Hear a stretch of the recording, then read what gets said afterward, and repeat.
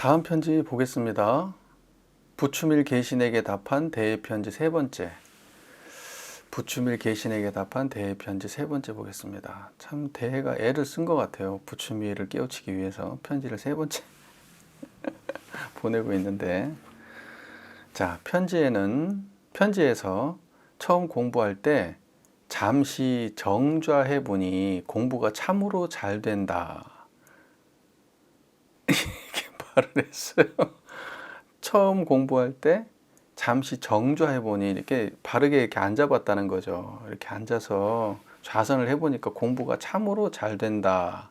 또 망령되게 고요하다는 견해를 짓지 않는다라고 하였습니다. 공예의 말들은 비유하면 어떤 사람이 자기의 귀를 막고 큰 소리를 치면서도 다른 사람이 듣지 않기를 바라는 것과 같다는 부처님의 말씀과 같습니다. 당시의 말은 매우 모순적이다, 이 말이에요. 매우 모순적이다. 아니, 정좌해가지고 공부가 잘 된다는 말하고 망령되게 고요하다는 견해를 짓지 않는다는 말이 왜 같은 맥락으로 써져 있냐 이거예요.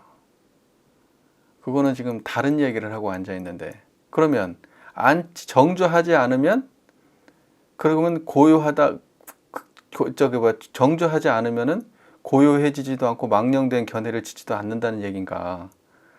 근데 대해의 입장은 뭐냐면 앉아가지고 공부하는 것이 망령되게 고요한 견해를 찾는 사또라는 이야기예요. 그게 잘못된 공부라는 거예요. 대해가 지금 그 얘기를 했던 거예요. 계속 앉아가지고 고요하다는 견해를 찾는 거는 안 된다.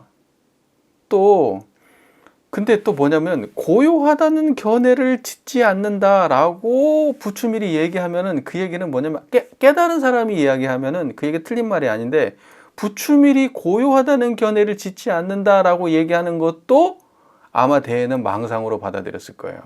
저거 생각으로 얘기하는 거구나, 이해해가지고, 똑똑하게 이해를 해가지고 지금 어떤 말을 해야 되고 어떤 말 안 해야 되는지 판단해가지고 지금 말하는 거라고 아마 대해는 이해했을 거예요. 제 예상에는. 왜냐면 좌선하지 말라는데 바로 좌선해가지고 잘 된다는 얘기를 하면서 그 얘기를 하잖아요. 그러니까 자기 견해를 내려놓을 생각이 없는 거예요.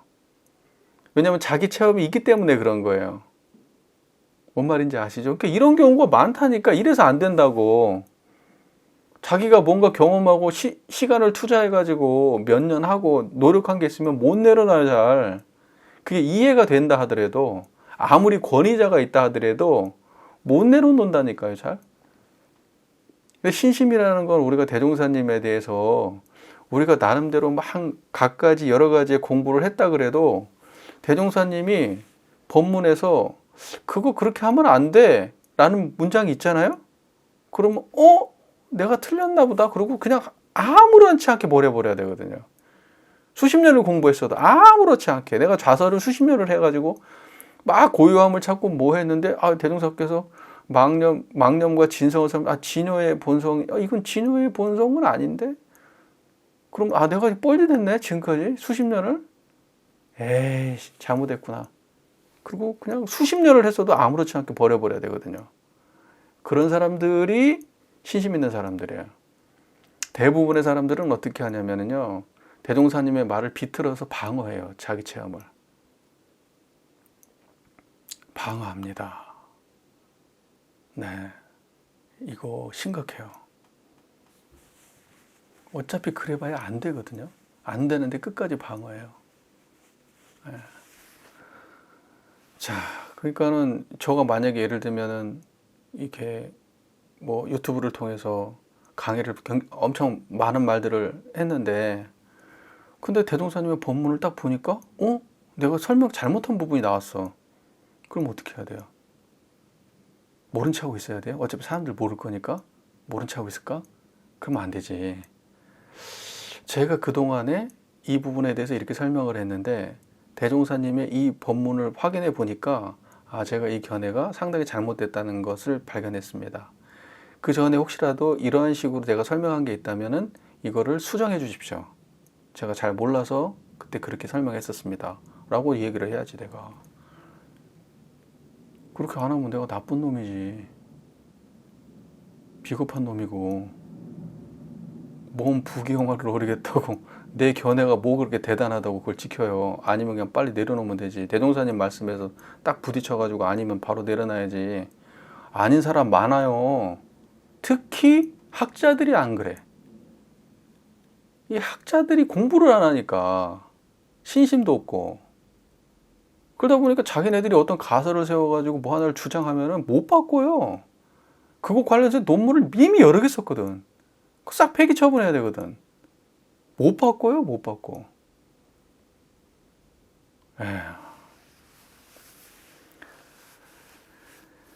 여러분들은 그러지 마십시오.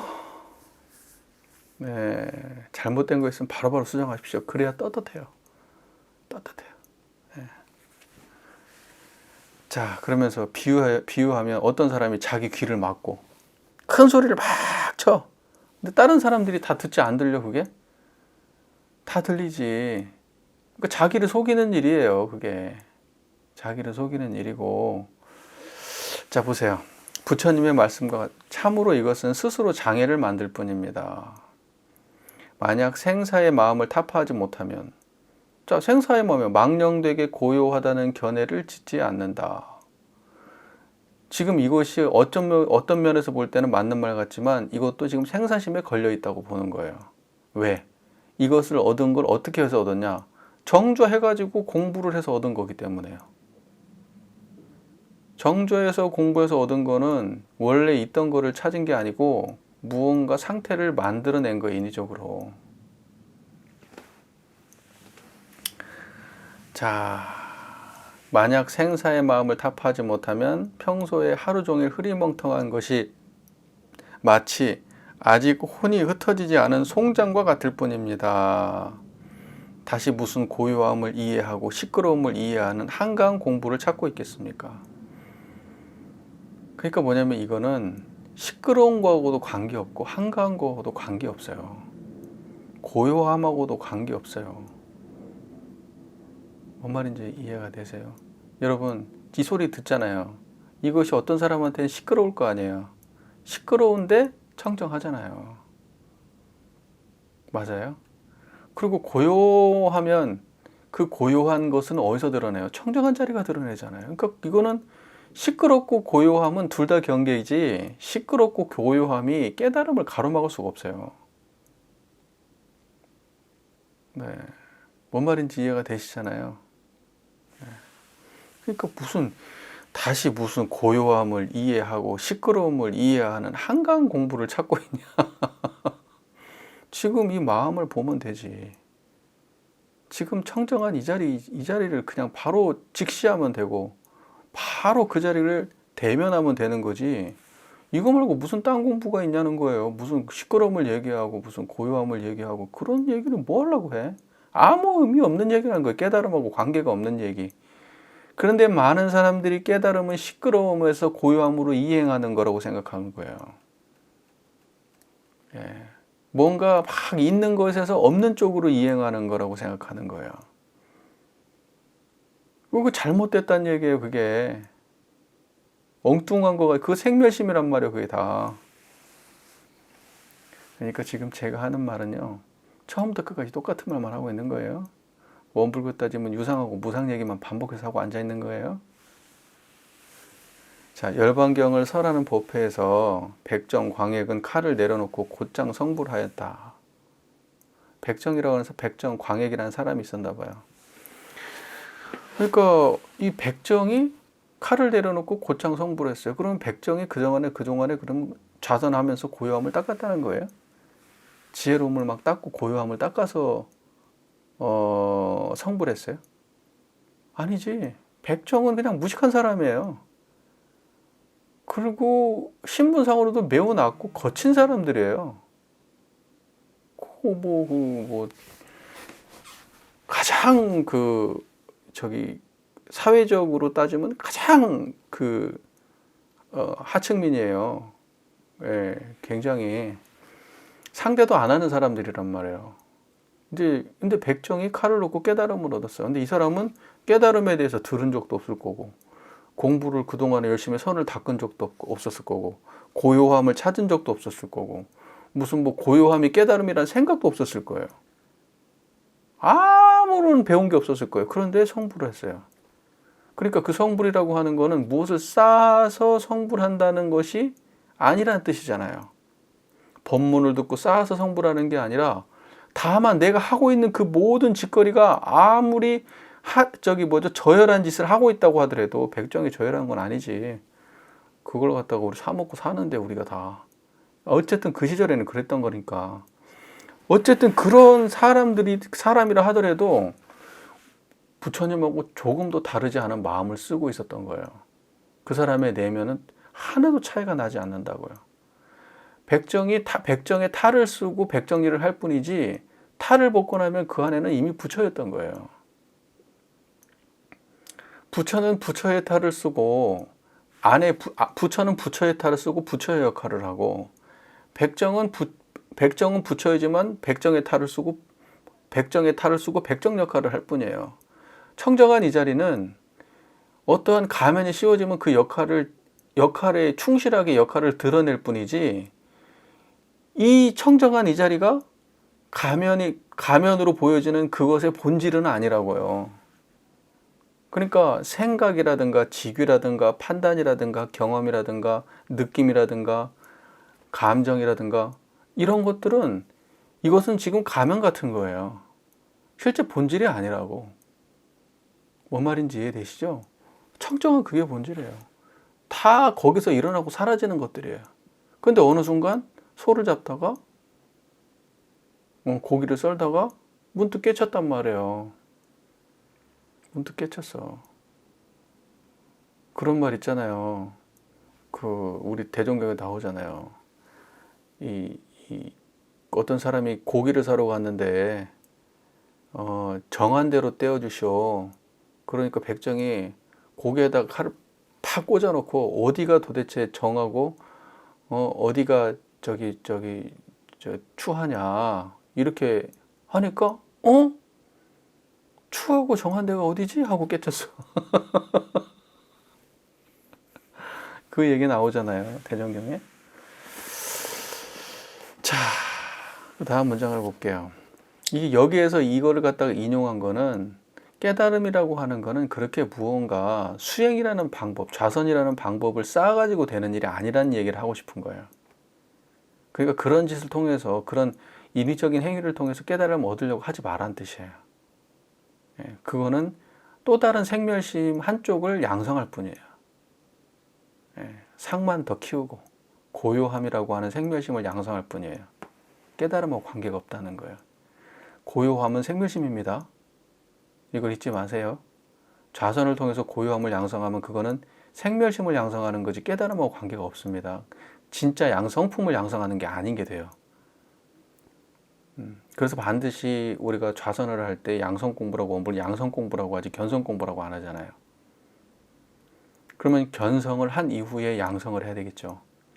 왜냐하면 성품을 모르는 상태에서 내가 무언가를 열심히 노력해서 양성을 했으면 그게 성품이 아니면 어떻게 할 거예요? 생멸심만 양성하게 돼요. 그게 고요함을 양성하게 되면 어떤 결과가 나오냐면은 그 시끄러운 걸 못 참아요. 스트레스를 못 견뎌요. 왜냐하면 고요한 걸 양성해 놓으니까.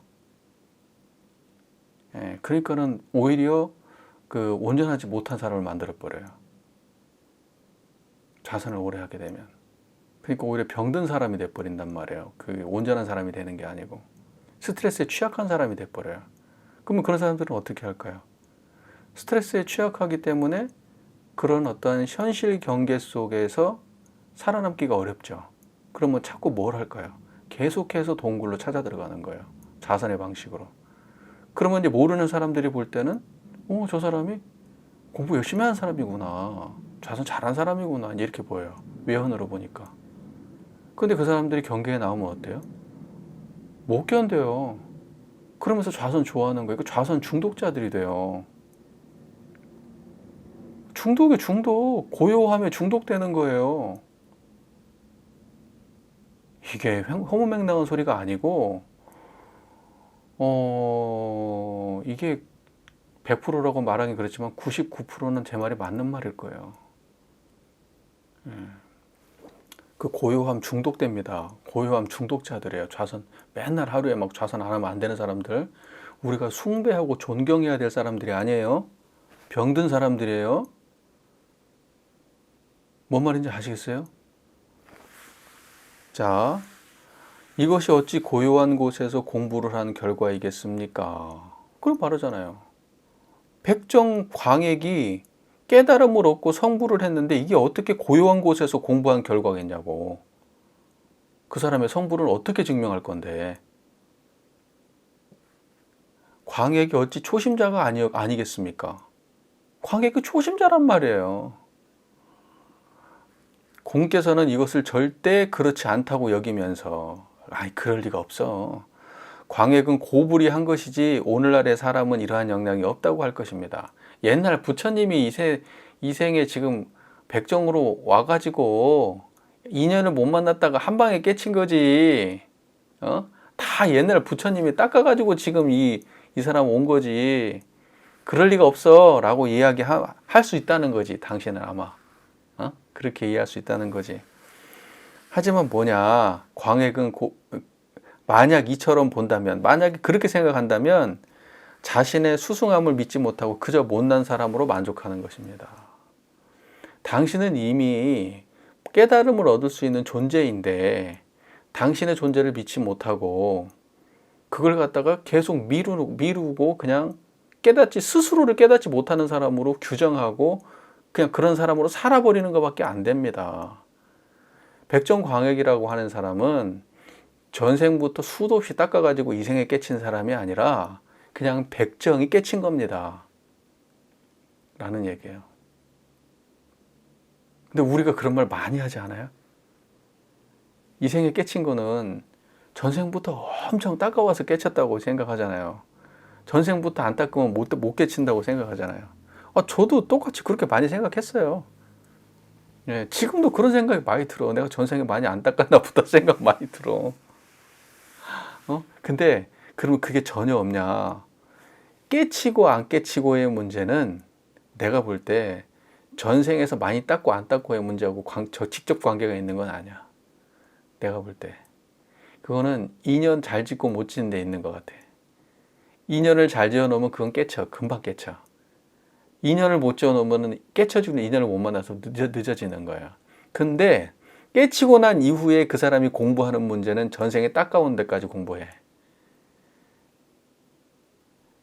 닦아온 데까지 공부해. 쉽게 말해서 성실함 또는 신심 또는 뭐 근면함 이런 것들은 절대로 이 생에 갑자기 되지 않아요. 그런데 성품은 무엇으로 닦냐? 성실함으로 닦아요. 성품은 성실함이 아니지만 성실함으로 얻을 수 없지만 성품을 닦는 건 성실함으로 닦아요. 그러니까 부처가 되는 과정은 성실함으로 하는 거예요. 정성으로 하는 거라고. 그거는 내가 볼 때 이 생에 된 게 아니야. 이 생에 된 게 아니야. 그건 오래전부터 하던 습관이 있어야지 되는 거예요. 그런데 깨달음을 얻는 거는 인연법이 있어야 깨달아. 지가 아무리 전생에 무슨 오래 닦았어도 이 생에 새 몸 받았고 나왔는데 인연 안 만나잖아요? 못 깨달아요. 절대 못 깨달아요. 정산정산, 그러니까 뭐냐면 그걸 그렇게 해석해야 우리 교리에 맞아요. 도노 점수 법문에도 맞고. 근데 선가에서는 도노 돈수법을 이야기하거든. 그래서 견성 즉 성불로 봐요. 그러니까 여기에서 이 백정이 그때 견성을 했단 말이야. 견성을 한 이후에 성불의 과정에 대한 이야기는 모르겠어. 내가 이걸 안 읽어봐서. 그런 것이 차근차근 있다고 하면 그러면 견성하고 성불의 과정을 거친 그러한 백정이 성불이 된 거겠지. 근데 대부분은 뭐냐면 견성하는 지점까지만 딱 말하고 성불 과정을 말 안 하는 경우는 이게 선가에서는 견성하고 성불을 동일시한단 말이야. 근데 원불교에서는 전혀 그렇지 않죠. 견성은 그냥 시작이라고 보죠. 그냥 이제 딱 문열이 이제 시작, 출발점 시작한 거야. 어디로 뛰어야 될지 알고 이제 시작한 거야. 그래서 끝까지 가야 성불이라고 말하지. 원불교에서는. 그러니까 그것까지 가는 데 있어서가 얼마나 차이가 많이 나요, 사람마다. 그리고 그게 더 어렵다고 말씀하시잖아. 내가 볼 때 그 지점은 과거에 닦았던 업이 아니면 안 돼. 전생에 닦았던 사람이 닦아보면. 네. 깨달은 사람은요, 백정도 깨닫고, 도둑놈도 깨닫고 다 깨달아. 다 깨달아. 그 성품짜리 깨닫는 거는 다 깨달아. 집에서 그냥 그냥 막 깡패도 깨닫고, 살인자도 깨닫고 다 깨달아. 깨닫는 거는. 왜냐면 지 원래 마음짜리니까. 걔네들은 불법을 많이 공부 안 했잖아. 그러니까 더 쉽게 깨달아. 불법 공부 많이 하면 깨달음이 더뎌. 생각이 많아서. 이거 맞아? 이거 맞아? 저쪽에서는 그렇게 안 했는데? 저쪽에서는 뭐라 그랬는데? 저쪽에서는 뭐라 그랬는데? 이런 생각이 하도 많아가지고 불법 공부한 사람들이 초견성은 더 늦어. 물론 그것이 그 사람의 성부를 결정해 주는 일은 아니지만, 알도 다 필요한 거지만, 제 말의 의도가 이해되시죠? 그래서 이거 깨닫는 거는 아무것도 아니에요. 그러니까 이걸 깨닫고 못 깨닫는 것이 전생 문제라고 얘기하면 안 돼. 이거는 자기가 조금만 관심 있고 인연 만나면 다 깨달아요. 자, 우리 교우님들은 자기 스스로를 못난이로 규정하지 않으시죠? 네. 자, 다음 문장을 보겠습니다. 우리 선문에서는 초학이든 만학이든 따지지 않고, 초학은 이제 젊어서 시작한 게 초학이고요. 만학은 늦게 시작한 게 만학이에요. 만학도란 말 있잖아요. 나이가 꽉 차가지고 늦게서 공부 시작하신 분들 있잖아요. 만학도라 그러잖아요. 그러니까는 아주 일찍 시작했든 아주 늦게 시작했든 따지지 않는다고요. 원불교에서는 남녀노소 선악귀천을 막론하고 모두 할 수 있는 공부라고 말씀하시잖아요. 이 불법은. 그러니까 실제로 그런 거예요. 이건 초학이든 만학이든 상관이 없어요. 이거 깨닫는 데는. 그리고 구참이든 먼저 공부한 사람이든 묻지도 않습니다. 구참이 뭐예요? 옛날부터 닦아온 사람이든 아니면 닦은 지 얼마 안 된 사람이든 그런 것도 따지지 않는다고요. 늦게 시작했든 일찍 시작했든 오래 닦았든 조금 닦았든 따지지 않는다고. 만약 참으로 고요한 경지를 바란다면 모른지기 생사심을 타파해야 됩니다. 생사심. 뭐예요? 원불교에서 일어상소문으로 따지면 무상이죠. 무상. 무상심을 생사심이라고 하는 거예요. 생사심이라고 하는 말 자체가 바로 다 아는 말이잖아요. 일어나고 사라지는 마음을 생사심이라고 해요. 일어나고 사라지지 않는 마음을 뭐라 그래요? 진여심. 이렇게 얘기해요. 진여심. 불교에서는 보통 진여. 참된 그대로의 마음. 안 변하는 거예요. 불생불멸심이라고 하든지. 근데 생사심이라고 하는 거는 계속 변하는 마음이에요.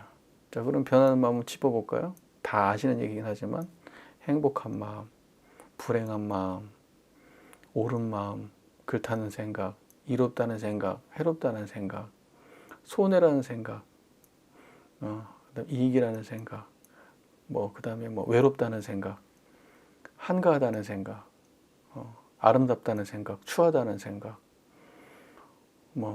예쁘다는 생각, 못생겼다는 생각, 건강하다는 생각, 그다음에 아프다는 생각, 생로병사라는 생각, 성주개공, 원근친서, 희로애락, 시비희애. 여러분, 이게 싸그리 다 생사심이에요. 그러니까 우리는 그 생사심 속에서 행복을 찾겠다. 우리는 행복을 행복을 위해서 깨달음을 얻어서 깨달음을 왜 찾냐? 행복하려고요. 예. 아무 관계 없는 얘기예요. 그러한 이야기가 안 맞는 말이라고. 전혀 이해가 안 된 이야기라고. 깨달음을 얻어서 행복을 찾겠다 해. 뭔 소리야 그게. 행복을 탑하는 게 깨달음인데. 자유를 찾겠대. 자유를 타파하는 게 깨달음인데. 참네. 그러니까 내가 항상 하는 말이 원불교가 행복파리 종교냐고. 모든 지금 깨달음의 종교가 행복파리 종교를 하고 있어요. 최소한 어디 저기 기독교나 이런 데서는 몰라도 깨달음을 이야기하는 종교에서는 행복 얘기하면 안 돼요. 생사심이에요, 그거. 깨달음의 목적은 생사심을 구하기 위해서 깨달음을 한다 그러면 그 깨달음을 사람들이 포기할 거야. 어? 내가 해탈을 얻고 열반을 얻고 진여를 찾으면 생사심으로부터 벗어나고 생사심을 추구하지 않는 거라고? 아, 그러면 나 안 할래, 깨달음. 아마 이럴걸? 아마 이럴걸?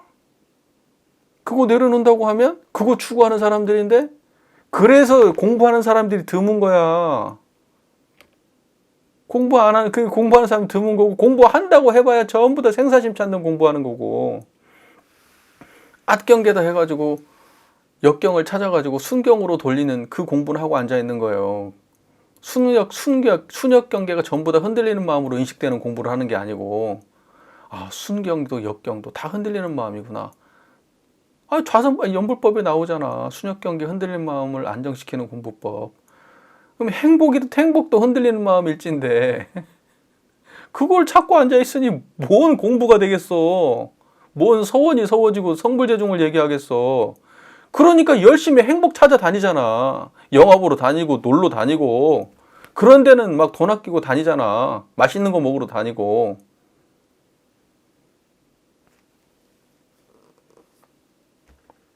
아니야? 추구가 죄거랑 뭔 차이가 있어 도대체. 생사심 추구하는 거에 똑같은데. 참, 생각해보세요 여러분. 엄청 중요한 얘기예요.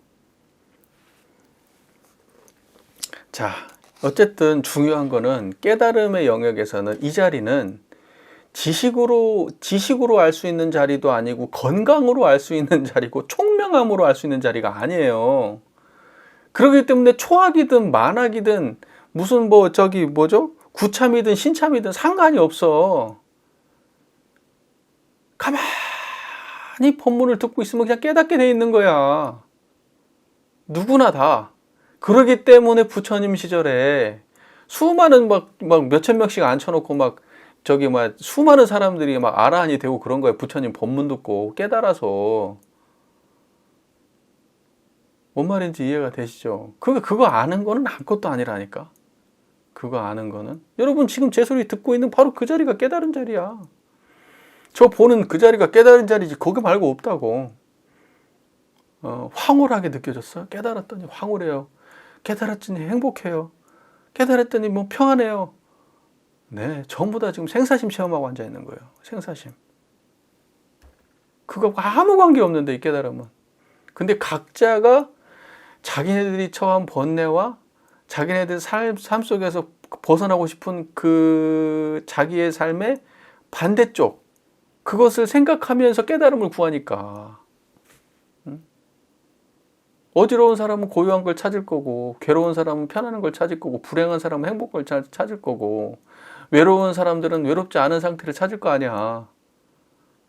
그러니까 망상을 하면서 깨달음을 추구하고 앉아 있는 거야. 사실은 지금 있는 상태를 바로 넘어서야 되거든요. 저거의 생각이 저쪽으로 뭘 추구하는 생각으로 가기 전에 내가 지금 외로운 바로 이 자리가 깨달음이라고.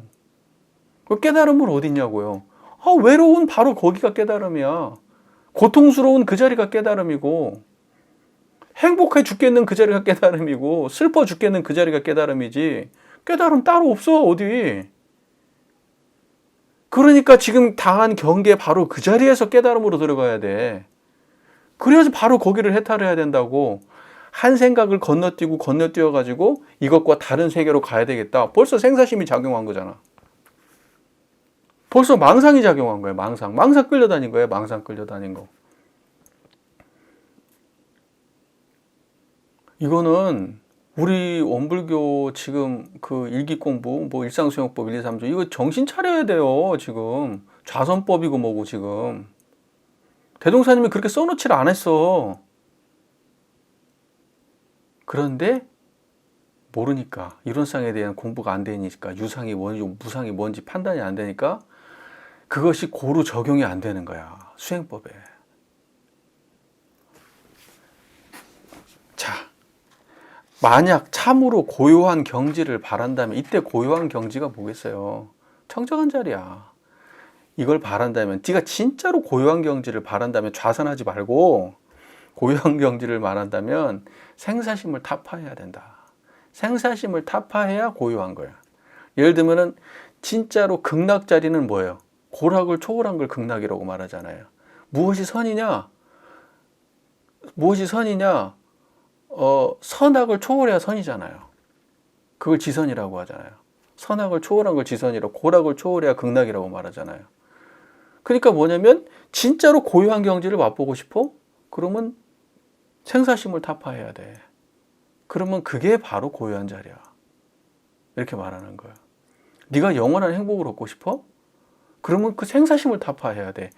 너의 그 행복이라는 그 생각을 타파해버려야 돼. 그래야 영원한 행복이 있어. 너의 부족함, 그러니까 내가 지금 바라고 있는 바로 그것을 타파해야 된다고. 깨달음을 얻고 싶어? 그 얻고 싶은 마음을 타파해야 돼. 무슨 말인지 이해가 되시죠? 네. 애써서 공부하지 않아도 생사심이 타파되면 곧 저절로 고요해집니다. 생사심이 타파되면 어떻게 되겠어요? 청정한 거예요. 그럼 그걸 고요하다고 말하는 거예요. 예, 성현들이 말씀하신 적정의 방편이 바로 이것입니다. 생사심을 타파하는 거예요. 그러면 적정이에요. 말세에 삿된 스승들이 사사배라 그러죠. 사사배. 삿된 스승들이 아주 판을 쳐요. 판을 쳐. 사사배들이. 어떤 사람이 사사배예요? 여기서 말하는 사사배라고 하는 거는 지난번에도 얘기했다시피 사사배는 뭐냐면 실제 깨달음을 얻지 못하고 법문 가지고 주절주절 되는 사람이 사사배예요. 그러니까 머릿속에 법문은 공부를 많이 해가지고 아는 건 많은데 실제로 깨달음이 없는 거예요. 그래서 법문이 깨달음을 얻기 위한 달을 가리키는 손가락 방편인 줄은 알지 못하고 법문 자체를 법으로 여기고 법문을 갖다가 계율처럼 생각하고 지키려고 하는 사람들, 이런 사람들을 사사배라고 하는 거예요. 그러니까 법문을 입으로 쏟아내도 깨달음이 없으면 사사배예요. 뭔 말인지 이해가 되세요? 법문은 떼빼와 같은 거예요. 달을 가리키는 손가락이고. 여러분 사사배 안 되려면 어떻게 해야 돼요? 공부 열심히 하셔서 깨달으셔야죠. 깨달아야 돼. 그리고 깨달은 경지에서만 말을 해야 돼. 자기 깨달음하고 어긋나게 지금 생각에 빠져가지고 뭔 얘기를 한다? 그러면 내가 지금 그 순간에 사사배가 되고 있는 거예요. 자, 만약 공께서 산승을 믿는다면 먼저 시끄러운 곳에서 구자 무불성 화두를 참고할지언정 어디에서? 고요한 곳에서? 시끄러운 곳에서. 가만히 앉아가지고 산속에서 그게 아니고 시끄러운 곳에서 구자 무불성의 화두를 참고할지언정 깨닫고 깨닫지 못함을 말하지 마십시오. 이게 무슨 말이야? 구자 무불성, 계획에 불성이 없다는 얘기예요. 계획에 불성이 없다는 거를 이 화두를 참고를 하는데 깨닫고 깨닫지 못하는 건 말하지 말라고.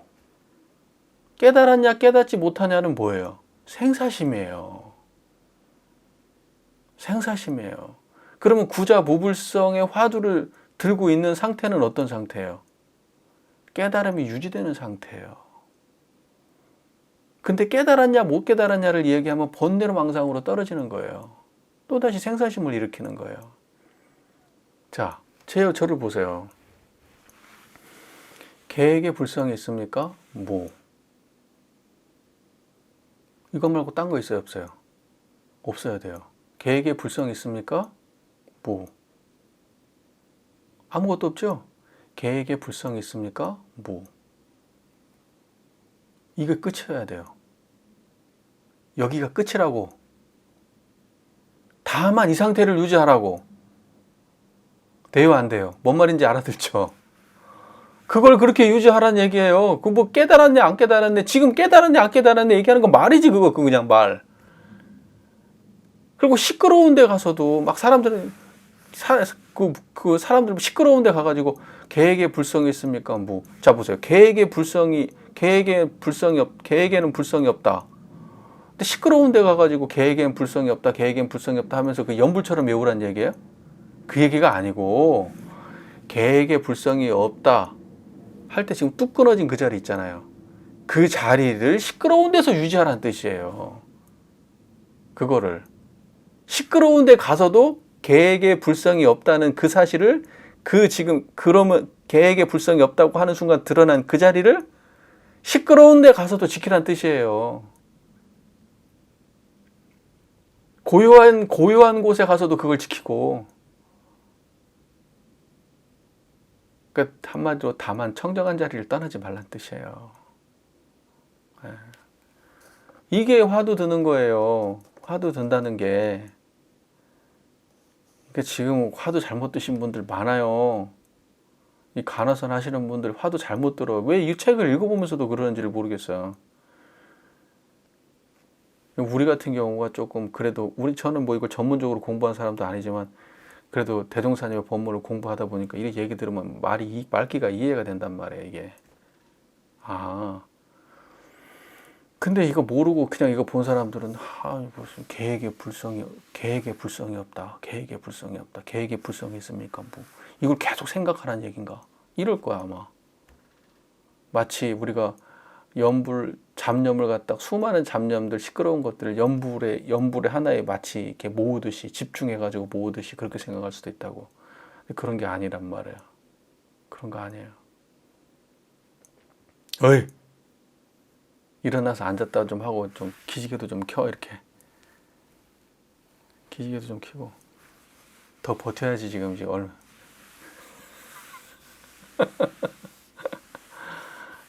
자, 마음이 어지러울 때 천천히 화두를 살펴보십시오. 이제 이런 걸 간화선이라고 하는 건데, 마음이 어지러울 때가 뭐예요? 산란하고 이제 막 번뇌망상에 들 때, 이 천천히 화두를 살펴봐라. 이 말은 뭐겠어요? 계획에 불성이 있습니까? 뭐, 없다. 다만 이걸로 딱 끝내란 말이에요. 고요함을 느낄 수 있습니까? 또한 힘을 얻음을 느낄 수 있습니까? 만약 힘을 얻음을 느낀다면 고아 놓아버리지 마십시오. 이 힘을 얻는다는 게 뭔 말이에요? 계획에 불성이 있습니까? 무 하니까 아무 문제가 없어졌어. 번뇌도 없고, 그런다고 해서 고요한 대로 따로 찾을 필요도 없어. 지금 시끄러운데 아무 문제가 없어. 자, 이게 힘을 얻는 걸 느끼는 거예요. 이게 힘이 있는 자리구나. 모든 번뇌망상으로부터 힘이 있는 게 이거구나 라고 하는 걸 자각하게 된다면, 그런다고 하면은 놓아버리지 말라고요. 당신이 지금 맞게 지금 챙긴 거니까 놓아버리지 말라고. 그걸 계속 지키라고. 이제 이런 게 정진이에요. 이런 게 정진이야. 수행이고. 어려워요? 안 어려워. 별로 어려운 거 아니야. 안 하니까 그렇지. 자, 보세요. 만약 힘을 얻음을 느낀다면 곧 놓아버리지 마십시오. 고요히 앉고 싶으면 다만 향을 하나 사르고 고요히 앉으십시오. 하도 이 사람이 앉은 거 좋아하니까, 앉아있고 이런 걸 좋아하고 막 각 잡고 앉아있는 걸 좋아하니까, 당신이 그냥 앉아있고 싶은 마음이 난다면 향을 하나 사르고 고요히 앉으십시오. 앉아있을 때는 혼침하지 말며 또한 산란하게 하지도 마십시오. 혼침과 도거라고 하거든요. 혼침이라고 하는 건 뭐예요? 혼침이라고 하는 거는 뭐 이렇게 잠자는 것을 혼침이라고 사람들이 생각하는데, 혼침은 잠자는 것이, 엄밀하게 얘기하면 잠이 아니고, 잠도 혼침인데, 혼침이라고 하는 거는 이게 뭐냐면 이렇게 혼미한 상태예요. 멍하고 이렇게 이거 뭐 깨어있지 않은 상태인데, 근다고 해서 막 산란한 건 아닌데, 잠하고 잠 아닌 상태, 애매하게 걸쳐 있는 상태 알죠, 여러분? 많이 경험하실 거 아니에요. 자선하다 보면. 그걸 혼침이라고 해. 이도저도 아니게 그냥. 그러니까 성성하지 않은 상태야. 근다고 적적도 아니야. 혼침이야. 그리고 이거 도거라고 하는 거는 마음이 부유난상처럼 산란한 거야. 들뜨고. 예, 그래서 좌선할 때는 혼침과 도가 안 된다고 해. 적적성성해야 되지. 예, 혼침하고 도거에 빠지면 그거는 성공부하는 게 아니에요. 적적성성해야 돼요. 근데 이제 좌선하다 보면 가장 이제 경계해야 될 게 있죠. 혼침과 도거예요. 그러니까 보세요. 앉아 있을 때는 혼침하지 말며 또는 산란하게 하지도 마십시오. 그러니까 혼침과 도거에 빠지지 말란 뜻이에요. 그럼 어떻게 해야 된다는 거예요? 청정하게 하라고요. 적적성성함을 유지하라고요. 우리 자선법에 나오잖아요. 적적성성함을 유지하라고요. 자, 혼침과 산란은 옛 성인들이 경계한 것입니다. 고요히 앉아있을 때 이러한 두 가지 병이 나타남을 깨닫게 되면 다만 구자무불성 화두를 살펴보십시오. 좌선을 당신이 한다고 하는데 그래, 좌선을 하려면 하긴 하는데 혼침하고 도거에 빠져서도 안 되고 혹시라도 그렇게 되면 다시 화두를 들으라는 거죠. 계획에 불상이 있습니까? 그 경지로 다시 돌아와라 이런 뜻이에요. 그러니까 우리로 따지면 원불교에서 뭐라고 하네요? 진여의 본성, 진성이라고 표현하죠. 그 자리로 돌아오고 다만 망념이 들어오면 망념인 줄만 알아두면 망념이 스스로 없어지나니 다시 기운 주하기를 잊지 마라. 근데 그 단전의 기운을 주하는 그 상태가 뭐냐면 계획에 불성이 있습니까? 이것과 똑같은 말이에요.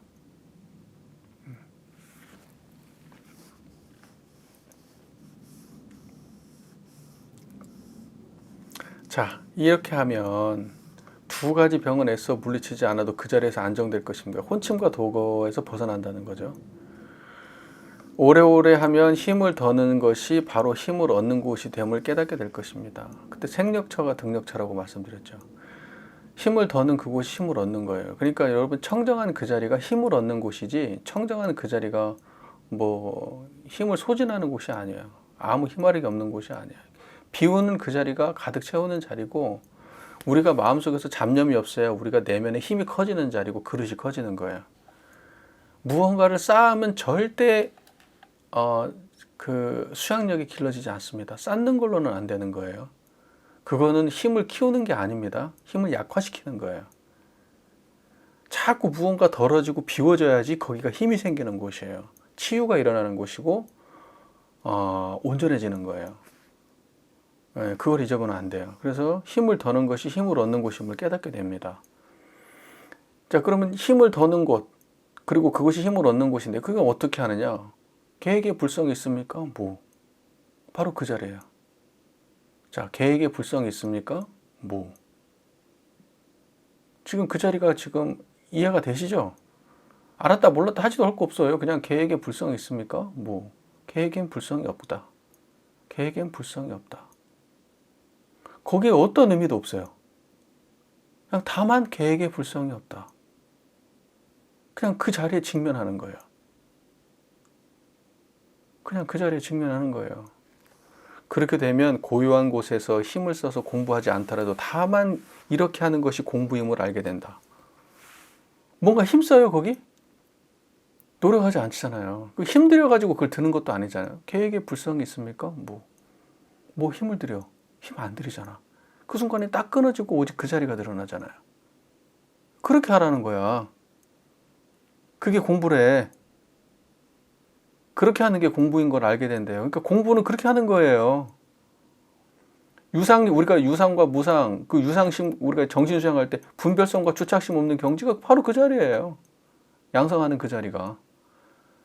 그 유상의 경지를 얘기하는데 그 유상의 경지가 그 자리예요. 네. 그리고 무시선 무처선 하는데 무시 무처에 항상 우리가 선을 해야 되는데 그 선이 바로 그 자리를 챙기는 게 선이에요. 지난번 천남에서 이참정을 처음 만났습니다. 이참정은 산승이 묵조사선, 묵조를 아주 삿된 선이라고 얘기하는 거예요. 아주 사악하고 그냥 아주 사특한 선이다. 아주 잘못된 선이다. 이 묵조사선, 묵조사선이 사람들의 눈을 멀게 한다고 힘써 배척하는 것을 보았습니다. 그때 이참정은 깨달은 사람이라 그랬죠. 근데 이참정을 처음 만났을 때 대해종고가 묵조선을 갖다가 엄청 까댔단 말이에요. 이참정은 묵조선을 했던 사람인데. 자, 그리고 원래 대해종고도 묵조선을 먼저 공부했던 사람입니다. 나중에 이제 원호극근을 만나가지고 깨달음을 얻게 되지만은 원래는 묵조선을 했던 사람이에요. 자, 보세요.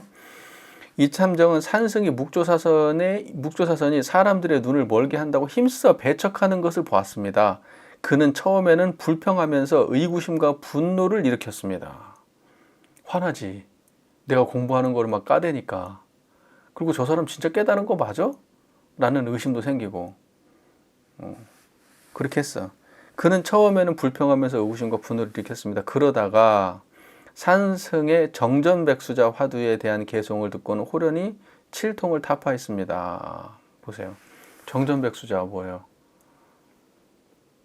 달마가 서쪽에서 온 까닭은 뭡니까? 라고 물어보니까 조주가 뜰 앞에 잣나무다. 이렇게 말했단 말이에요. 이게 백이라는 게 측백나무 백이래요. 그래서 이제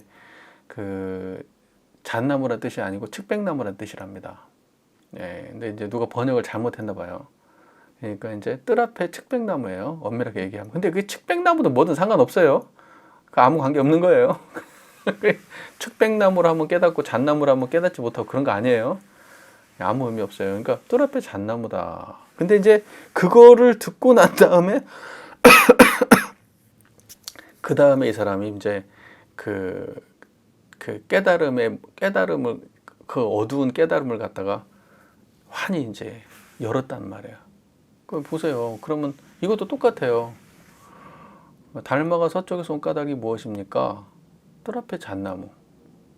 생각하지 마세요. 달마가 서쪽에서 온 까닭이 무엇입니까? 뜰 앞에 잣나무. 이거는 생각을 이어가지 못하게 만드는 말이에요. 생각하지 말라는 뜻이에요. 달마가 동쪽에서 온 까닭, 그러니까 뭐냐면 깨달음이 무엇입니까? 뜰 앞에 잣나무. 그게 무슨 의미가 있어요? 아무 의미 없잖아요. 근데 우리는 그 이야기를 듣을 때 마음이 어때요? 그냥 아무렇지 않죠.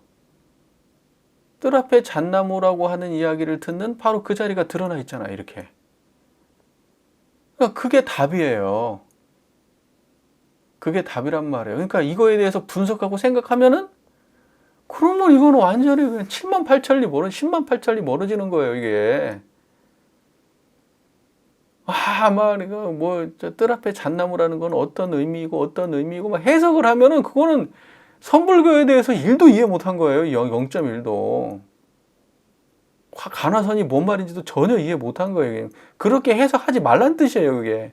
그래서 언어적 논리 구조가 안 맞는 말을 하는 거예요. 만약에 여러분 달마가 동쪽에서 온 서쪽에서 온 까닭이 뭡니까? 라고 달마설해라는 뜻이 달마가 서쪽에서 온 까닭이 뭐냐 이렇게 물어보면 달마 스님이 깨달음을 전하려고 이 동쪽 이 서쪽으로 건너와 가지고 누구를 만나서 이런 말씀을 하셨고 이런 말씀하셨다면 여러분 다 생각이 되고 상상이 되고 흘러가잖아요. 그러면 그건 생각으로만 전해지는 거고 기억으로만 전해지는 거고 그러지 깨달음하고 관계가 없잖아요. 그러니까 그렇게 하지 말라는 거예요. 실제 깨달음이라고 하는 거는 그렇게 언어로 전해질 수 없다. 그래서 직지인심이란 말이에요. 그러니까 마음을 바로 관하게 만들어주기 위해서 언어의 길을 끊는 방식을 택하는 거예요. 그러니까 갑자기 뜬금없이 뜰 앞에 잣나무로 말하는 거예요. 그냥 뜰 앞에 바위 덩어리, 뜰 앞에 똥덩어리 그렇게 얘기해도 똑같아요. 아무 의미 없어요. 다만 우리의 생각을 끊음으로써 깨달음의 경지를 바로 그 자리에서 보여주기 위해서 필요한 거예요. 자, 그러니까는 뭐냐면 산승의 정전백수자 화두에 대한 개송을 듣고는 호련히 칠통을 타파했다. 한 번 웃고 백천가지를 깨달았다. 이게 무슨 말이야? 그 말이군요 하는 순간에 그 수많은 예를 들면 조사들의 어록에 나와 있는 화두들이 전부 다 결국은 이거 이렇게 알려준 거였네요 하고 한 번에 안 거예요. 그래도 이참정이라는 사람은 굉장히 열심히 감각이 아주 좋은 사람이죠. 열심히 수행하고 감각이 좋은 사람이지. 그러니까 한 번에 딱 하고 나니까 이 자리네. 그리고 한 번에 그냥 쫙 모든 조사의 방편을 다 관통한 거죠. 그리고 비로소 산승이 숨김없이 들려준 말을 믿었으며, 그죠? 이제 그때서야 이제 산승이 하는 말을 믿게 됐다. 왜냐면 묵조선이라고 하는 건 뭐예요? 지관타자. 묵조선 그러면 지관타자예요. 지관이 뭐예요? 가만히 앉아가지고, 가만히 앉아가지고 좌선하는 거예요. 아무것도 하지 않고 가만히 앉아 좌선할 때만 좌선을 하고 마음을 묵묵히 하고 가만히 앉아 있으면 그게 바로 부처의 경지다. 이렇게 보는 거예요. 그거를 이 간화선 계통에서 지금 굉지정각선사가 주창을 했잖아요. 묵조선을. 근데 지금 이 같은 동시대에 살았던 대종고는 간화선을 굉장히 비판했던 거예요. 묵조선을 굉장히 비판했던 거예요. 그거 앉아가지고 뭐 하는 짓거리냐는 거지. 시끄러운 데 가가지고도 유지가 돼야지. 그럼 마구니들 하는 짓거리 아니냐는 거지. 왜 그거 인위적으로 그걸 만들고 앉아있냐, 고요한 거를. 왜 고요한 걸 찾냐고. 이거는 고요함하고 관계가 없는 건데, 깨달음은. 그래가지고 비판한 거예요. 특정한 행위를 취해야만 깨달음이고, 특정한 어떤 고요함이라든가 적적성성을 얘기하는데, 그 적적성성이라고 하는 그 고요함의 상태를 갖다가 유지해야만 깨달음이라고 얘기하니까 어떠한 특정한 상태를 계속 유지하려고 노력하는 거에 대해서 비판한 거예요. 이거는 그런 상태가 아니다라는 거예요.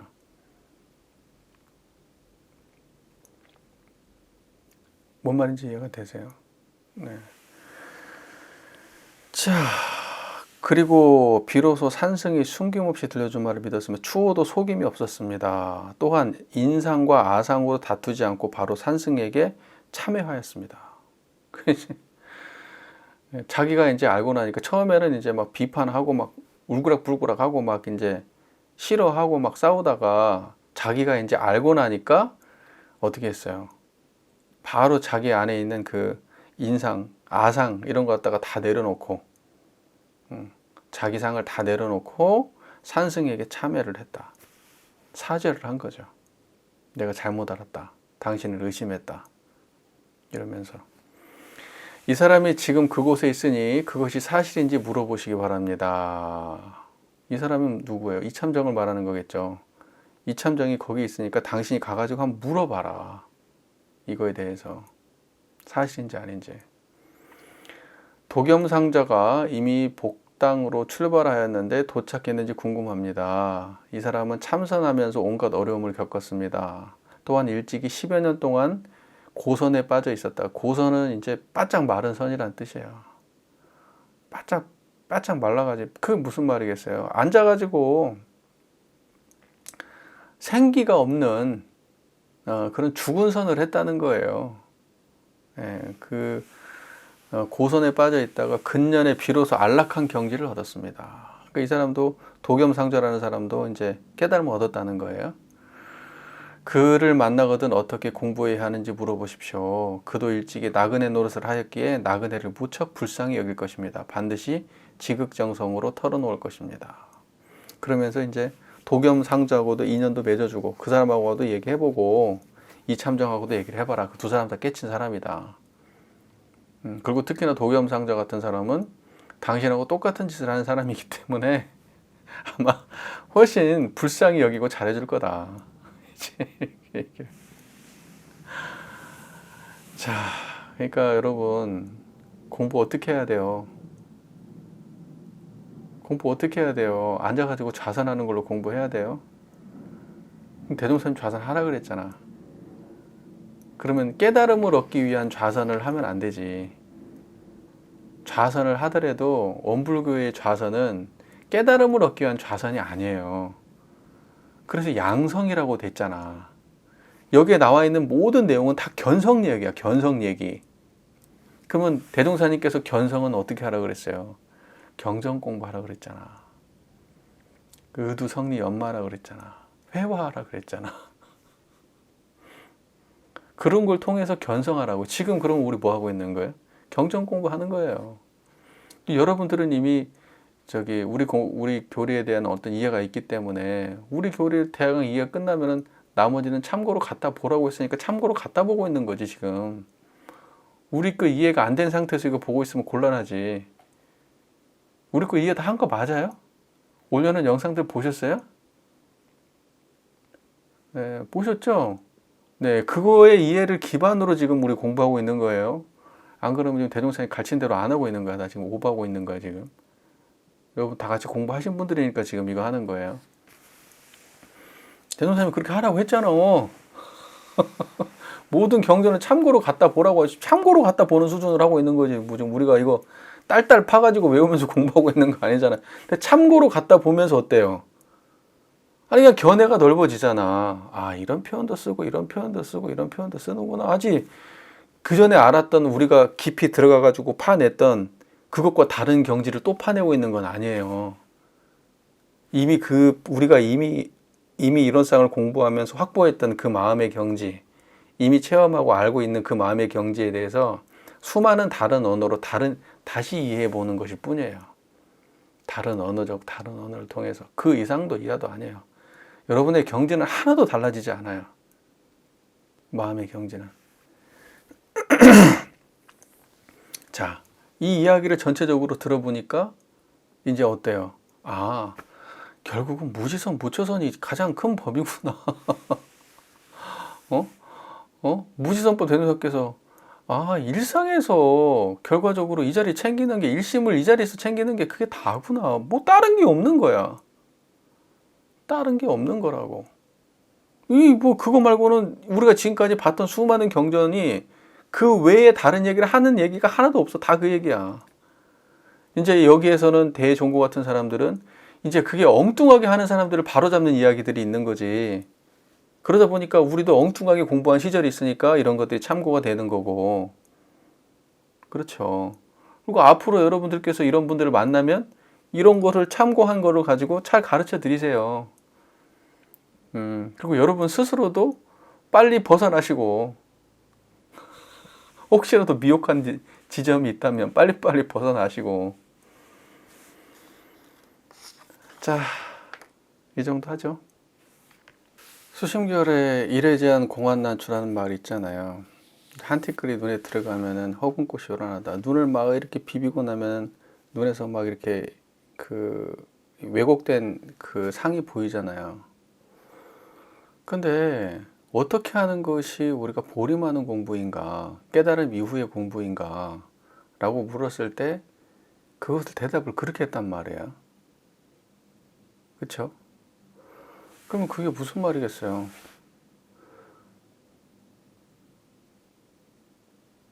그러니까 뭐냐면 우리가 수많은 번뇌 망상이 있을 거고 경험 속에 살 거 아니에요. 그때 청정함을 챙기란 얘기예요. 간단하게 설명하자면, 여러분 보세요. 허공꽃이 떨어지고 있어요. 그것이 청정함을 가로막나요? 여러분 일상생활에서 일상생활에서 번뇌망상이 오고 가고 있어요. 그럴 때 청정함이 사라지나요? 그러니까 허공꽃이 눈에 티끌 들어가면 허공꽃이 떨어지는 거를 떨어지는 그대로 양성하는 거지. 다른 방법이 없다고요. 눈에 티끌 들어가면 허공꽃이 떨어지잖아요. 지금 바로 그게 양성하고 있는 거라고요. 여러분 화나고 짜증나잖아요. 지금 그게 양성하고 있는 거라고요. 아는 사람은. 뭔 말인지 이해가 되세요? 수많은 번뇌가 끓이잖아요. 양성을 어떻게 해요? 수많은 번뇌가 끓일 때 청정한 거예요. 그 자리가 안 떠나는 거예요. 허공꽃이 요란하다는 것은 무슨 말이에요? 내가 어떤 식으로 그러면 그 사람들은 경지를 보여주잖아요. 대부분 선사들은. 그건 논리적인 얘기가 아니에요. 그러면 마치 이렇게 물어본 거예요. 아니, 깨달음 이후에 보림 공부는 어떻게 합니까? 이렇게 물어보면, 야, 걸어가니까 다리가 아프더라. 이렇게 얘기했어요. 때 되니까 배가 고프더라. 자, 이게 양성 공부란 말이에요. 뭔 말인지 이해가 되세요? 안 되면 더 한번 해보고. 되게 단순한 얘기예요. 마치 이렇게 말했겠죠. 대종고 얘기로 따지면 계획에 불성이 있습니까? 없다. 어떻게 보름을 합니까? 계획에 불성이 있나? 없다. 이렇게 얘기했어요. 그러면 어떻게 받아들여져요? 청정한 자리 드러나요? 그러니까 뭐냐면 보림 공부는 깨달은 사람들이 하는 거니까 그렇게 답해 주는 거예요. 그것은 그것이고, 그 다음에 우리가 선악의 문제 또는 신심과 공심의 문제, 그런 것들은 생멸심이잖아요. 여러분, 우리 교단을 살아가면서 우리가 해야 될 게 뭐예요? 대종사님의 포부와 경륜을 실현하는 일을 하잖아요. 그러면 그게 깨달은 거하고 괴리가 되나요? 괴리가 안 되잖아요. 우리는 생멸심과 불생불멸심, 유상과 무상의 양면의 세계를 살아가요. 그 두 가지에 다 충실하면 돼요. 다만 생멸심을 살아갈 때 불생불멸의 경지를 떠나면 안 되죠. 그러면 우리가 생멸의 가치, 생멸로 드러나는 이 세상의 가치를 구현하는 과정에서 불생불멸을 잃어버리면 그러면 어떻게 되겠어요? 불법을 구현하는 게 될까요? 세속에 떨어지게 될까요? 그러니까 중요한 거는 섞이지 않아요. 오염되지도 않고 왜곡되지도 않아요. 더 잘 구현해요. 신심도 공심도. 그러니까 신심이 있든 없든 청정한 자리가 드러나야, 또는 공심이 있든 없든 청정한 자리가 드러나야, 그래야 공심도 살아나고 신심도 살아나는 거예요. 그리고 신심이 없는 사람한테 신심 기르는 게 깨달음을 얻어야 신심이 나오겠어요? 예를 들면 깨달음을 얻고 나면 없던 신심이 막 생겨. 신심은 깨달음을 얻고 나서도 마음을 내야 나오는 거예요. 신심 없는 사람, 그러니까 뭐 신심 없는 사람들은 깨달음 없다라고 결론을 내려야 돼요? 그렇게 하면 안 돼요. 그러면 두 마리 토끼를 다 놓치는 거예요. 신심은 없어도 깨달음은 있어야죠. 그래야 그 사람을 신심으로 끌어올 수 있는 거예요. 공심 없어도 깨달음은 있어야죠. 그래야 공심으로 끌어올 거 아닙니까?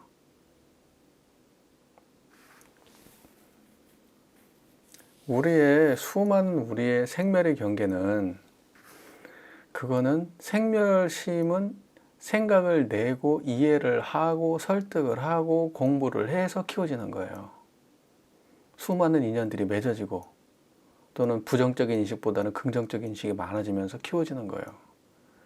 하지만 그걸 초월한 자리는 그것과 무관하게 항상 드러나 있는 거예요. 그러니 깨달았다고 해서 신심 없는 사람들이 신심이 더 생기는 것도 아니고, 신심 있는 사람들이 신심 없는 사람들이 갑자기 신심이 생기는 것도 사실 아니에요. 그거는 그렇게 생기는 논리가 따로 있는 거예요. 무슨 말인지 제 말 이해되시죠? 실제로 그렇잖아요. 생멸심은 그렇게 인연관계, 인연 생기하는 것이 생멸심이니까. 그러나 깨달은 사람한테 공심나게 하고 깨달은 사람한테 신심나게 하는 건 훨씬 수월해요. 왜냐하면 또 자기에 빠져 있다거나 또는 뭐 부정적인 생각에 빠져 있다거나 특정한 어떤 자기 욕망에 빠져 있다거나 이렇지 않으니까, 그걸 벗어날 수 있으니까, 그 사람은 상식적으로 얘기하면 수용하고, 옳은 얘기하면 받아들이고, 정의로운 얘기하면 취하려고 하고, 깨달은 사람은 그렇게 돼요, 적어도. 그런데 그런 것들이 전혀 안 된 사람들이 공심 있고 신심 있으면 어떻게 되는데요? 그런 사람들의 공심과 신심은 자기의 도그마에 빠져 있는 경우가 많아요. 또는 자기만의 분별성과 주착심에 빠져 있는 경우가 많아서, 그런 식의 깨달음 없는 신심 공심은 타인을 공격하게 되고요. 그 다음에 자기가 어느 특정한 위치에 올라가면 독재자처럼 행동해요.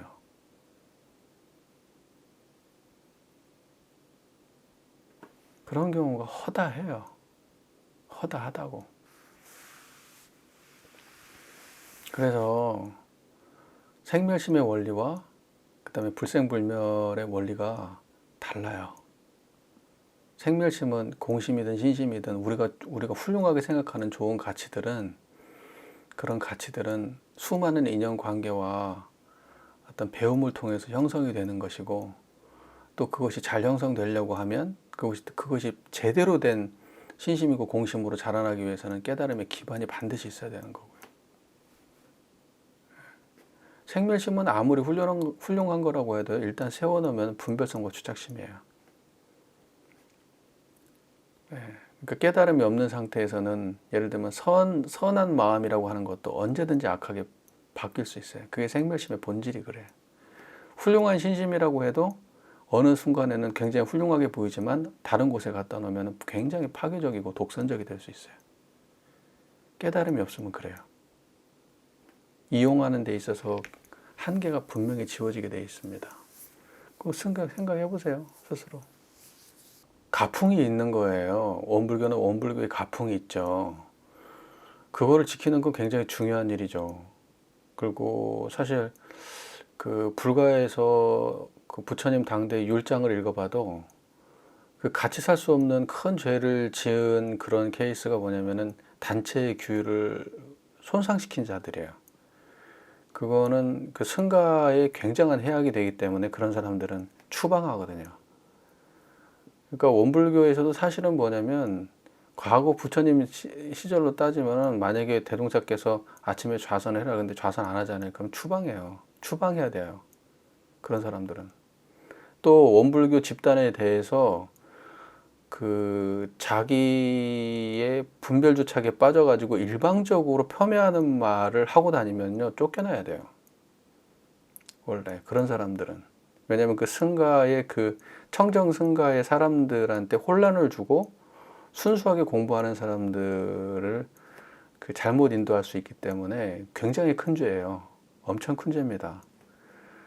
그런데 뭐냐면 우리 그래서 지금 뭐 이 선가에서 지금 여기 이 선정불교에서는 사실 좌선하지 말라는 얘기예요. 선정불교는 좌선을 강요하는 얘기가 없어요. 그건 조동종에서는 있는데 원래 기본적으로 조사선 계통에서는 조사의 말을 듣고 깨닫지 무슨 뭐 좌선하고 이렇게 깨닫는 얘기 안 해요. 근데 원불교는 그렇게 하지 않아요. 근데 원불교는 좌선을 깨달음의 방편으로 이용한 게 아니라 양성법으로 써요. 좌선 시간은 정신 수양이고, 그 다음에 견성은 언제 하느냐, 연마는 그거는 이제 뒤에 끝나고 의두어목 시간에 잠깐 한단 말이에요. 맑고 깨끗한 마음으로. 그러면서 두 가지를 시간을 분배해 가지고 이제 하게 만들지만 결과적으로 대동사께서 중요하게 생각하는 거는 뭐냐면 마음을 그렇게 만들고 그 자리를 다시 쳐다보게 하고 마음을 만들고 쳐다보게 해서 결과적으로는 그 자리가 내가 만난 그 좌선할 때 지켰던 그 마음과 내가 의디엄마 할 때 깨쳤던 그 마음이 동일한 경지를 찾게 만들기 위해서 두 가지를 같이 놓고 공부하고, 그건 좌선 시간대에 그렇게 안배되어 있는 거고, 사실 사리연구 공부는 따로 더 하게 되어 있죠. 엄밀하게 얘기하면 따로 더 하게 되어 있어요. 노는 시간이 있으면 경전복구 연습하라고 했거든요. 자, 대종사께서는 우리한테 굉장히 많은 과제를 내놓으셨어요. 상시는 어떻게 해야 된다, 정기에는 어떻게 해야 된다, 교당 내왕 시에는 어떻게 해야 된다 하면서 엄청 많은 과제를 내놓으셨어요. 그 중에 하나가 좌선이에요. 자, 그러면 까놓고 말합시다. 그냥 까놓고 원불교 교도를 통틀어 가지고 대종사님이 시킨 대로 그걸 갖다가 100% 지키면서 사는 사람이 몇 명이나 될 거라고 생각해요. 예? 노는 시간 있으면 경전복구 연습하고, 잠자기 전 남은 시간이나 새벽에는 연불 좌선하기를 주의하고, 예? 막 그렇게 하면서 막 상실일기 쓰고 막 안 빠지고, 그것도 적극적으로 누가 시켜서가 아니라 마음 내 가지고 얼마나 돼요 그런 사람들이. 예? 그리고 무슨 동화선 해요? 대종사님 시킨 대로? 이미 원불교 교단은 대종사님 시킨 대로 안 해. 그러니까 우리가 뭐 다 그렇게 하지 말자 이런 뜻이 아니라, 제 말은 그러한 모든 제도와 방편은 우리가 합의하면 바뀔 수 있는 거기 때문에 본질에 속하는 얘기가 아니란 얘기예요. 본질에 속하는 얘기가 아니에요. 그리고 깨달으면 무조건 좌선해야 깨닫는다. 이것도 본질하고 관계가 없는 얘기예요. 그 시대에 필요했기 때문에 그렇게 대종사님께서 하신 거고, 지금도 필요하다면 하면 되는 거고, 결과적으로 대종사께서 말씀하고 싶은 거는 3대력을 양성해가지고 모두가 대강렬에 의해 부처에 오르라고 공부법을 내놓으신 거 아니에요. 그게 목적이잖아요. 그러니까 거기에 충실하면 되는 거지. 그 목적에 충실하면 되는 거지. 그래서 좌선 열심히 하세요. 하지만 좌선은 왜 해야 되는 건지 명확하게 알고 하면 되는 거고. 근데 내가 걱정하는 거는 뭐냐면 그냥 무작정 열심히 하는 걸 걱정하는 거예요. 결과에 관계없이 그냥 성실하면 다 된다는 것처럼, 안 빠지고 하면 내가 책임 다 하는 것처럼, 실제 경지가 드러나건 말건 상관없이 그냥 좌선 열심히 하면 되는 걸로. 그건 아니라는 거지. 아니야? 깨달음이 성실성하고 관계가 있어요? 성실성하고 관계가 물론 없는 건 아니야. 하지만은 깨닫고 난 이후의 성실성이지. 길을 모르는데 그냥 열심히만 한다고 돼? 결론이 나와? 우리 오래 공부해 봤잖아요. 이런 거는 사실 무의미한, 우리끼리 이런 얘기 하는 건 사실 무의미한 거야. 왜냐면 우리 지금 여기 초보자 안 계시잖아. 할 만큼 다 지금 오랫동안 좌선해 오신 분들인데 우리끼리 이런 얘기 하는 게 되게 무의미한 거야. 해본 사람들은 다 알잖아. 이게 우리 내면에서 지금 이게 이렇게 하고 있지만 깨닫지 못했다는 걸, 공부길 못 잡았다는 걸 스스로 다 알잖아. 그렇다면 뭐가 중요한데? 뭐가 중요하냐고. 그리고 대종사께서는 뭐예요? 궁극적으로 무시선법 얘기하셨잖아. 무시선, 무처선. 무시선, 무처선을 하는데 좌선이 중요하겠어요? 좌선은 아침에 1시간이고 무시선, 무처선은 24시간이야. 어떻게 앉아있는 그 1시간하고 24시간 성공부하는 거하고 비교를 하겠어요? 궁극적으로 24시간 성공부하는 것이 대종사께서 추구하는 바지. 아침에 1시간 좌선했으니까 나는 이제 필요 없어. 나는 할 만큼 했어. 그러고 23시간은 마음대로 하는 게 그게 대종사님의 의도겠어? 본질을 생각해야지, 본질을. 선을 안 닦고는 우리가 절대 양성 공부할 수 없고, 그렇게 하고 성자된 사람은 없다. 선은 엄청 중요하다. 그런데 앉아가지고 1시간씩 좌선하는 수준으로는 안 된다. 무시무처로 해야 된다. 일상생활에서 해야 된다. 고요한 데서만 하면 안 된다. 그 어떤 게 더 큰 본문 말씀인데. 그러니까 본질을 생각하면 된다고, 본질을. 예를 들면 내가 오늘 너무 피곤해가지고 아침 좌선을 못했어. 그러면 밖에 나가지고 산책하면서 선해요. 늦게 일어나서 선하라고. 그리고 오늘은 아침에 좌선을 못했으니까 오늘은 좀 정신수양을 일상에서 더 챙겨보자 하고 더 열심히 해. 그렇게 자기 스스로 진심으로 내 공부를 위해서 선을 해야 되지. 일과 지키고 안 지키고 누가 보고 안 보고 그런 거 따지게 생겼어 지금?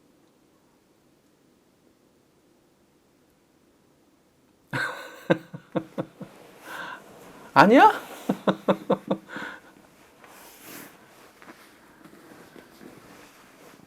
그거를 우리 교단에서 우리 교단의 가풍을 소중하게 생각하는 마음이 그것을 갖다가 무슨 하찮게 생각하는 말 절대 아니에요.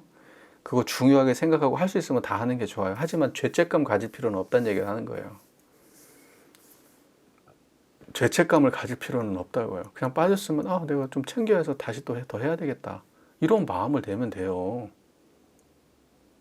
나는 아침에 좌선이 힘드니까 나는 저녁에 챙겨야 되겠다. 그러면 돼요. 왜 새벽이 그렇게 중요해? 그게 분별성과 주착심인 거 모르겠어요?